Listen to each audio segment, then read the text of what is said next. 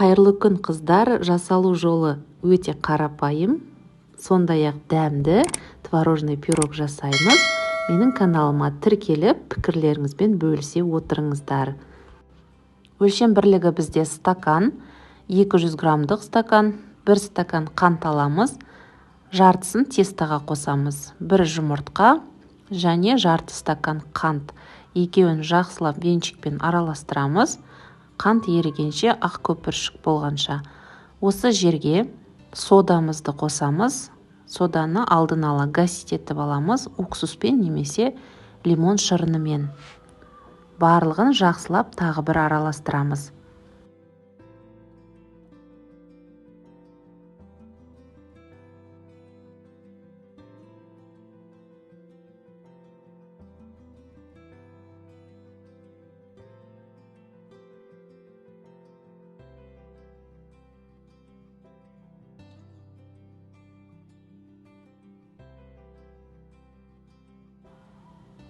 Міне аппақ көпіршік болды, қант толықтай еріді. Осы жерге бөлме температурасындағы сары майымызды қосамыз. Майды алдын ала холодильниктен алып қойғандарыңыз дұрыс. Бөлме температурасында біраз тұрып, жақсылап еріген болса, араластыру оңайға түседі. Менде мына видеода майым сәл қаттылау болды, сондықтан кішкене уақыт керек болды барлығын жақсылап араластыруға.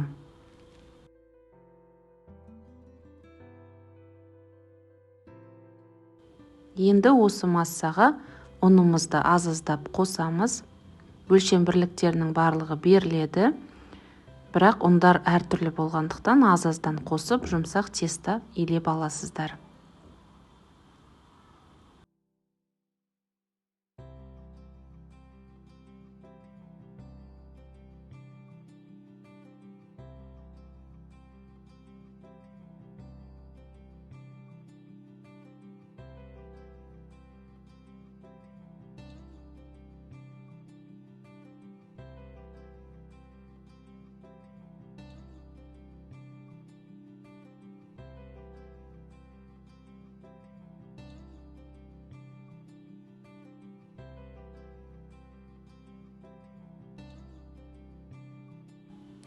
Тестамыз жобамен осындай консистенцияда болады.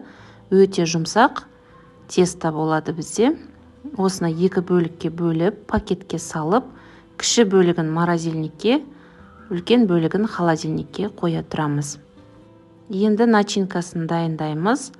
Менде мына жерде үйдің творогы, сондықтан мен блендермен езіп алатын боламын.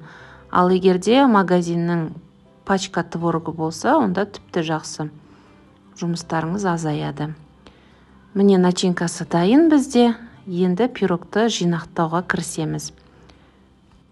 Тестамыздың үлкен бөлігін формамызға осылай орналастырып шығамыз.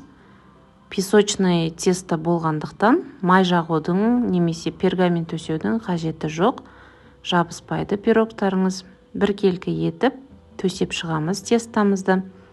Осылай стаканмен басып шықсаңыздар да болады. Және шеттегі қамырымызды біркелкі етіп жасап аламыз. Алдын ала 180 градус пешімізге тестамыздың осы астыңғы бөлігін шамамен 10 минутқа салып алыңыздар. Теста престелмей көтеріледі. Және начинкамызды құямыз.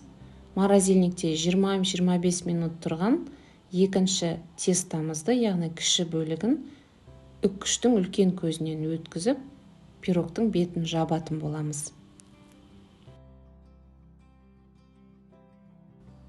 Міне біздің пирогымыз пешке салынуға дайын. Алдын ала 180 градусқа қыздырамыз пешімізді және пирогтың қызарғанына назар аударамыз. Пирог қалай қызарады, пісті деген сөз. Суытып алып, қолдана бересіздер.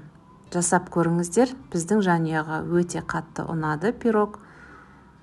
Дәмді, ең бастысы қарапайым ингредиенттерден, жасалу жолы да өте қарапайым, көп уақыттарыңызды алмайды. Астарыңыз дәмді болсын, Аллах тағала әрбір істеріңізге береке берсін.